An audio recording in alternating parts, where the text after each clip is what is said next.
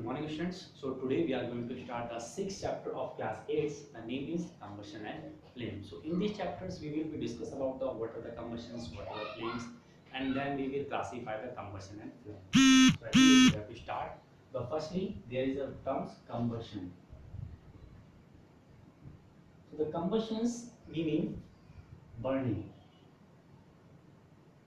Combustions meaning the burning of any substance. If suppose if I take a papers and I just keep them here, and definitely it will be start to burn. So there is burning. So we can say it is combustions. So burning of any substance, that will be known as the combustions. Okay. So in the burning process, what exactly happens? What kind of the chemical change is happens during the burnings? Suppose if I take the paper, so definitely it will be burned and it will convert into the black type substance, and some carbon dioxide will be released from the air, and it will also produce the heat and lights.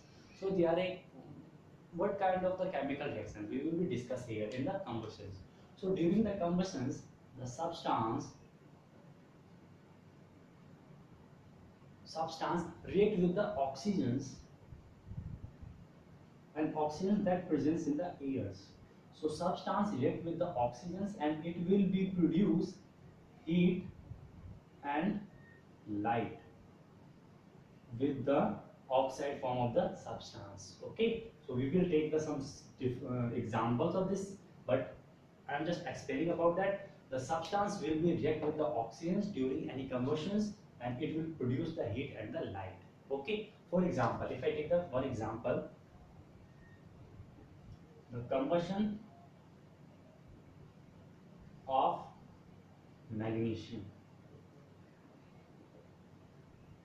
We know the magnesium is a kind of metal, and we take a small strip of the magnesiums, and when we give the heat to magnesiums, so what will be happen to magnesiums? Magnesium will be react with the oxygens,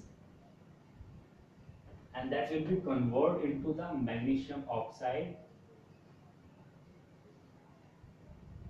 and it will produce some heat and some light. Okay, if we take the another examples of the combustions,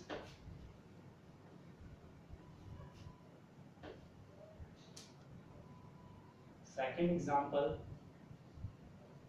combustion of charcoal. Okay, so we know that the charcoal is completely made up of the carbons, and carbon is found in the solid form. So carbons is present in the charcoals majorly.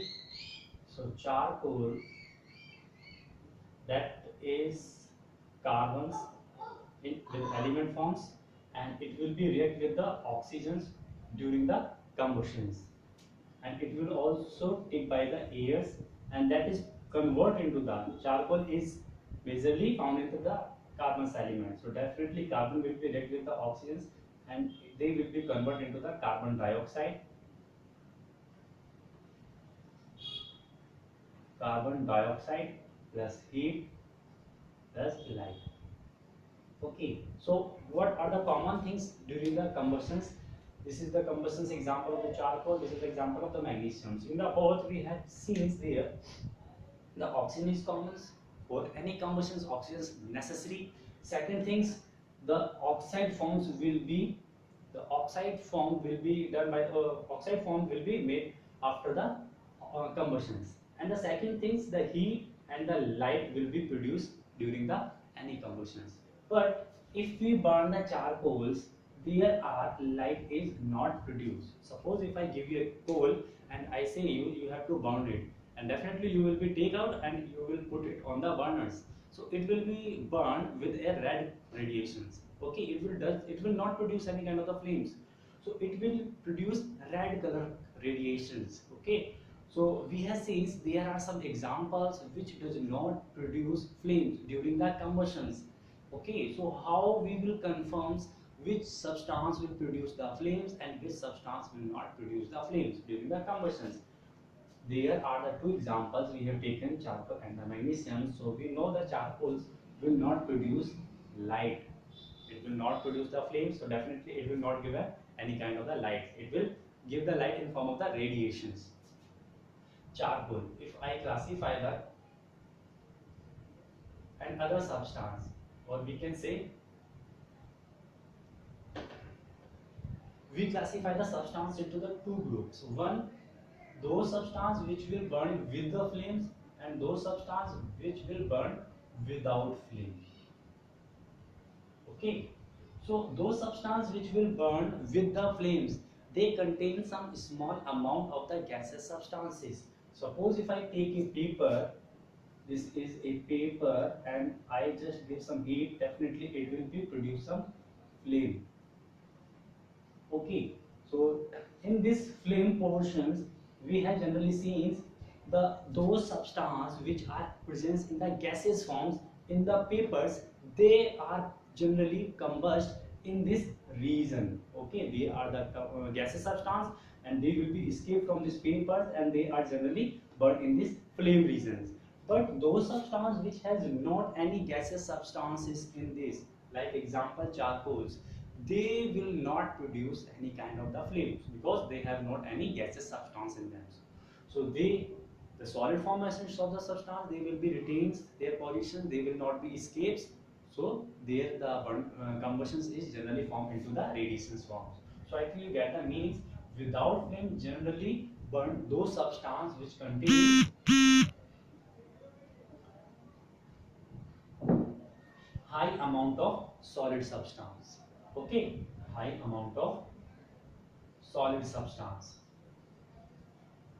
But if we talk about the flames, those substances which contain some small portion or a small amount of the gaseous substance. I think you get the meaning of that. What substance will be combust with the flames and what substance will not produce the flames. Now we will be discuss about the combustions. How we classify the combustions. Combustions we classify into the two groups or in two types. First is fast combustions, and second is slow combustions. Okay, so in the fast combustions we have seen if we burn any substance, then it is very easily burnable. Okay, it will give the heat, it will produce anything which are required. So fast combustions generally seen in the fuels.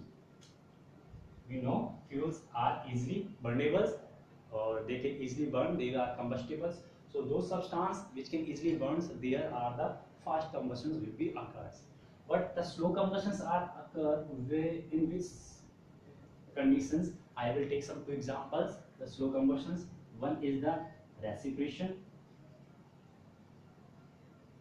and second is the rusting of iron. Okay, so reciprocations, we know during the reciprocations what reactions are generally occur. Okay, we know the food is the only source which gives the heat, which gives the energy to our body. Okay, we intake the food, and food generally consists of the carbon substance. Okay, and we inhale the oxygens. Okay, during the respirations.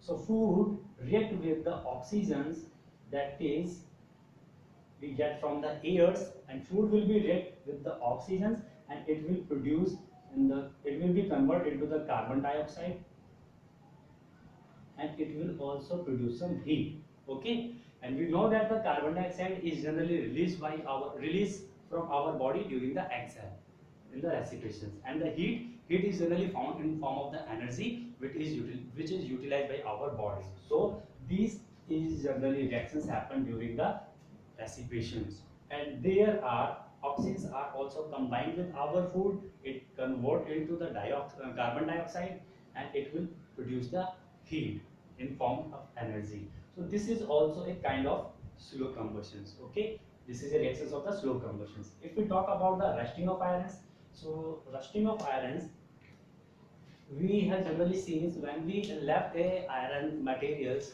in a moisture environment for a long time, so definitely they will be covered up by a brown layer on its surface. So these brown layers are known as the rusting. So what happened in layers, the iron substance when we left it for a long time in the moisture, so it will be definitely react with the oxygens. Moistures are the conditions, so iron will be react with the oxygens, and they will convert into the iron oxide plus it will also release in these conditions. Okay, So this is also a reactions of the slow combustions because their heat is also involved. Oxygens are also combined with the iron. Here are iron oxide is combined. Iron oxide is the brown layer which is generally formed on the surface of iron. Okay, so I think you get the meaning of that. Now we will be discuss about the combustions, combustible substance and non-combustible substance.